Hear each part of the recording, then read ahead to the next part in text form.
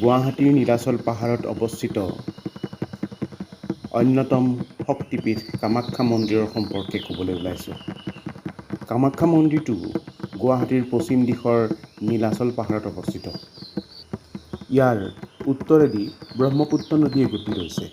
কামাখ্যা এক প্ৰসিদ্ধ শক্তিপীঠ আৰু তান্ত্ৰিক উপাসনাৰ ৫১খন শক্তিপীঠৰ অন্যতম। কামাখ্যা মন্দিৰটো সমতলৰ পৰা প্ৰায় ৬০০ ফুট উচ্চতাত অৱস্থিত। দেৱী পাৰ্বতীৰ অন্য এক ৰূপ মা কামাখ্যাৰ নামত মন্দিৰটো উৎসৰ্গিত। কামাখ্যা মন্দিৰৰ ওচৰতে দশ মহাবিদ্যাৰো উপাসনা কৰা হয়।